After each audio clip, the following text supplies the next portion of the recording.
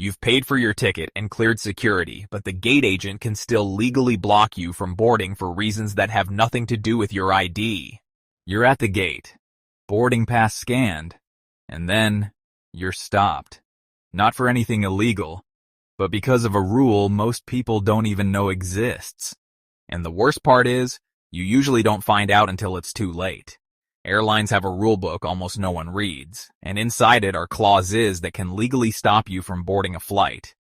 Instantly. So in this video, here are 11 real reasons airlines can deny you boarding in 2026, and how to make sure it never happens to you. I'm Daniel, your airport insider. Here's the plan. Stay with me. These tips can save a trip. We'll move fast and get practical. Let's begin. Number 11. Airlines oversell seats on purpose. It's a standard industry practice, a calculated gamble based on decades of data, and when their gamble doesn't pay off, you might be the one holding the losing ticket. Here's how it plays out. Kicking us off at number 11 is the one we've all heard of, but few truly understand. The oversold, or overbooked, flight. It feels fundamentally unfair, maybe even illegal, but it's a perfectly legal and routine part of the airline business model in many countries, including the United States.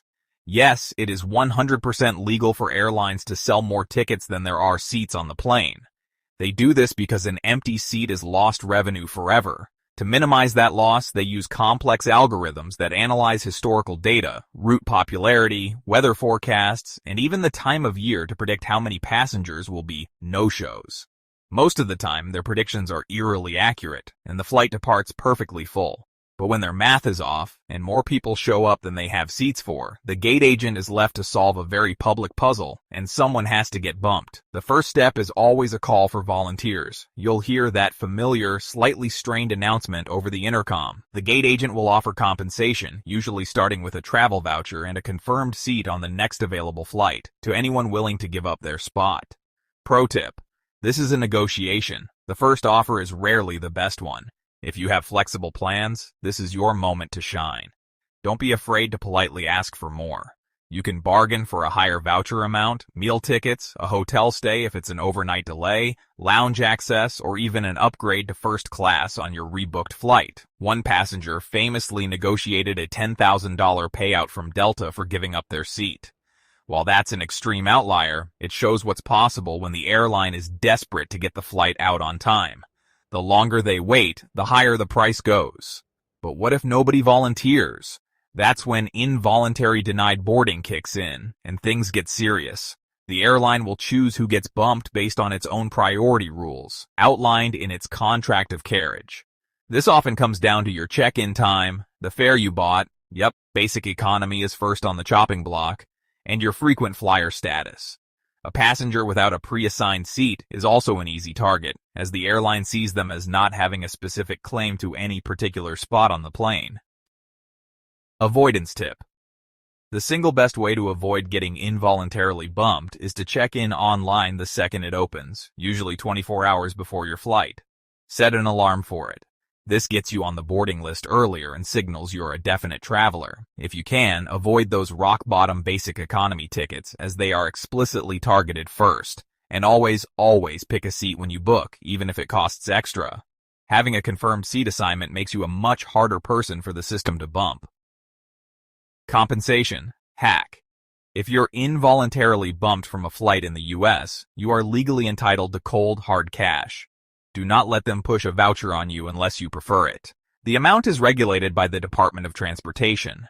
For domestic flights, a delay of 1 to 2 hours means you're owed 200% of your one-way fare, capped at $775. If the delay is over 2 hours, that doubles to 400% of your one-way fare, up to $1,550. For international flights, the windows are 1 to 4 hours for 200%, and over 4 hours for 400%, with the same caps. They must give you a check or cash on the spot, or mail it within 24 hours.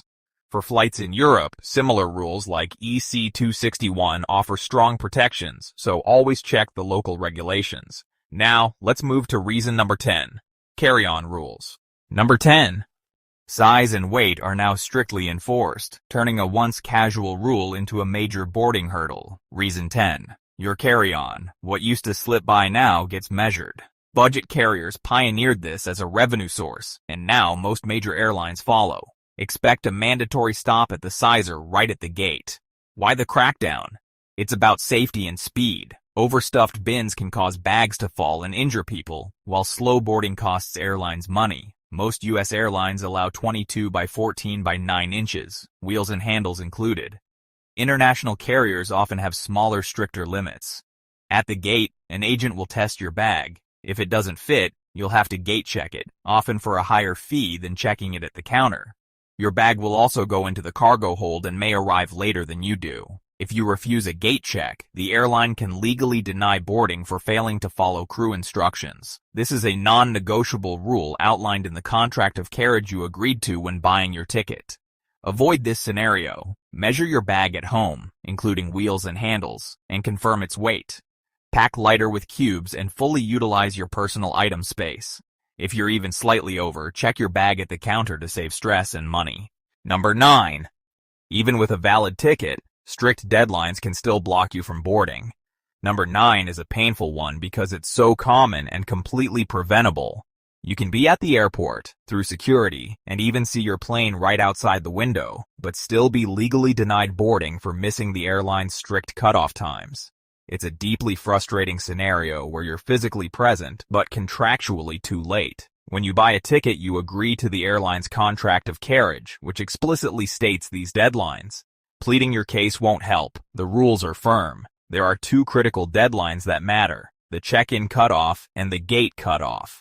For check-in, most airlines require you to have your boarding pass and any bags checked at least 30 to 45 minutes before a domestic flight and 60 minutes before an international one. This allows them to finalize the passenger manifest and process luggage. Miss that, and your entire reservation can be canceled on the spot, often without a refund. But the more common mistake is missing the gate cutoff. The aircraft doors usually close 10 to 15 minutes before the scheduled departure time. If you show up even 1 minute after that door is physically closed, the crew has every right to leave you behind. Airlines are militant about this for serious operational reasons. The final minutes before departure are a whirlwind of final paperwork, weight and balance calculations, and coordination with air traffic control. The flight plan is filed, and the final passenger count is locked in. Reopening a closed door isn't just a minor inconvenience. It means redoing this critical paperwork, potentially causing the flight to lose its takeoff slot. This can trigger a cascade of delays across their entire network, affecting hundreds of other passengers and creating a logistical nightmare for the airline. Avoidance tip: your new travel mantra is, be at the gate, not just at the airport. Plan to arrive at your departure gate at least 45 minutes before a domestic flight and 60 minutes for international. This gives you a crucial buffer for last-minute gate changes, long walks through a sprawling terminal, or unexpected bathroom lines. Use your airline's app for real-time gate information and turn on boarding alerts. Don't rely solely on the airport's general display screens, which can sometimes lag behind the airline's direct updates. Gate-ready checklist. Measure 22 by 14 by 9 inches including wheels. Weigh your bag. Be at the gate 45 to 60 minutes early. Turn on airline app boarding alerts. If you're finding this helpful and want to become a smarter traveler, do me a favor and hit that subscribe button.